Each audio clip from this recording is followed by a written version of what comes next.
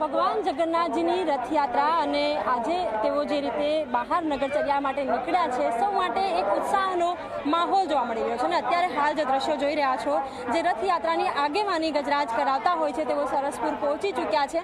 અને હંમેશા કારણ કે તેઓ આગેવાની કરાવે છે અને વિઘ્નહર્તા ગણેશજીનું સ્વરૂપ માનવામાં આવે છે, તો મોસાળમાં તેમને આરામ મળે, વિશ્રામ મળે અને ભોજનની પણ વ્યવસ્થા કરવામાં આવી છે. અત્યારે તેમને રાહત મળે કારણ કે 16 કિલોમીટર લાંબી યાત્રા કરીને તેઓ મોસાળ ભગવાનને લઈને આવે છે, એટલે એમની આગતા સ્વાગતા અત્યારે કરવામાં આવી રહ્યા છે. આપ જોઈ રહ્યા છો કે મહાવત પણ તેમને આરામ આપી રહ્યા છે. અને સાથે જ અમદાવાદ મહાનગરપાલિકાના જે એટલે કે પ્રાણી સંગ્રહાલયના જે અધિકારીઓ છે તેમની દેખરેખ હેઠળ આ સાથે જ પોલીસનો કાફલો પણ હું તમને બતાવવા જુઓ કે પોલીસનો કાફલો છે તે પણ અહીં તૈનાત છે કે જેથી કોઈ પણ અબનાવ ન બને અને તમામ જે વ્યવસ્થાઓ છે તેનું ધ્યાન રાખવામાં આવી રહ્યું છે. અને ગજરાજ સરસપુર પહોંચી ચૂક્યા છે અને તેમના આગતા સ્વાગતા થઈ રહ્યા છે.